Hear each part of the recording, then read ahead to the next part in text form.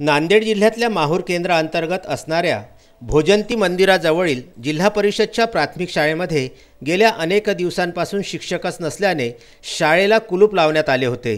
चिंताग्रस्त पालकांनी केलेल्या विनंतीवरून पॉवर ऑफ मीडियाच्या पत्रकारांनी दुपारी 1 वाजण्याच्या सुमारास भोजंती शाळेला भेट देऊन सदर घटनेची कल्पना जिल्हा शिक्षणाधिकारी प्राथमिक नांदेड, तहसीलदार माहूर, गटविकास अधिकारी व गटशिक्षणाधिकारी माहूर यांना दिल्यानंतर प्रभारी गटशिक्षणाधिकारी राजेंद्र रोटे यांनी बंद शाळेची पाहणी करून एका शिक्षकाची तात्काळ नियुक्ती केली।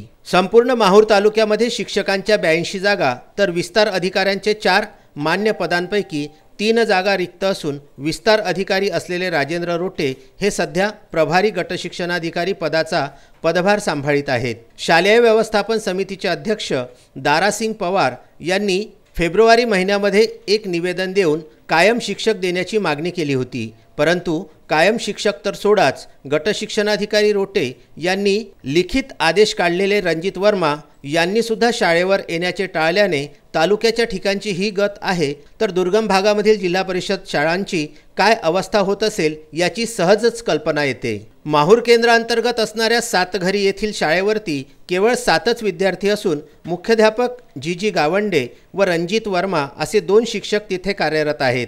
गावंडे हे यवतमाळ जिल्ह्यातील आर्णी येथील रहिवासी असल्याने नेमका काय प्रकार चालू असेल याची सुद्धा सहज कल्पना येते। येथील कायम शिक्षिका दीर्घकाळ रजेवर गेल्यापासून मागील 2 महिन्याच्या कालावधीत कदम नावाचे शिक्षक अधूनमधून कधीतरी येत असल्याने व गेल्या 2 दिवसात तर शिक्षकच नसल्याने इयत्ता 1 ते 4 पर्यंत शिक्षण घेणाऱ्या 28 विद्यार्थ्यांचे भवितव्यच येथे अंधकारमय झालेले आहे। यासंबंधी बोलताना दारासिंग पवार यांनी सांगितले, मी शालेय व्यवस्थापन समिती जिल्हा परिषद भोजंती शाळा समितीचे अध्यक्ष दारासिंग पवार बोलतो आणि मागील जवळपास 2 महिन्यापासून आमची शाळा ही अनियमितपणे असून एकही शिक्षक वेळेवर येत नाही आणि जेव्हा आम्ही गट शिक्षणाधिकारी यांना निवेदन दिलं आणि त्यांना ऑर्डर काढूनही वेळेवर शिक्षक आले नाही आणि अधूनमधून जवळपास आठवड्यातून 1 दिवस शाळा बंद राहते आणि कोणते शिक्षक नवीन येतात,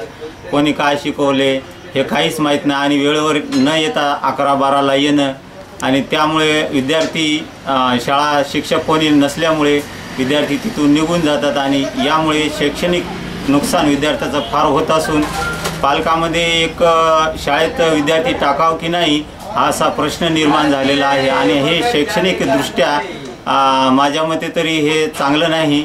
त्या संबंधितास आम्ही निवेदन देऊनही ते वेळेवर शाळेवर आले नाही आणि मागील 2 दिवस असे झाले की शाळा पूर्णपणे दिवसभर बंद होती।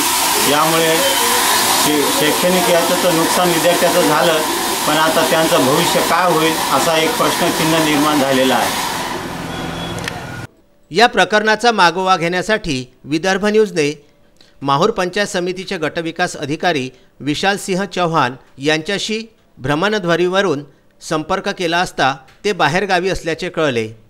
सायंकाळी सुद्धा बाहेरगावी तर दुसऱ्या दिवशी सुद्धा बाहेरगावीच असल्यामुळे नेमके त्यांचे काय म्हणणे आहे हे अद्यापपर्यंत कळू शकलेले नाही। मात्र पंचायत समितीच्या अंतर्गत येत असलेल्या या शाळांचा भोंगळा कारभार पुनश्च एकदा या निमित्ताने उघड झालेला आहे। माहूर येथून संजय घोगरे यांचा हा खास वृत्तांत।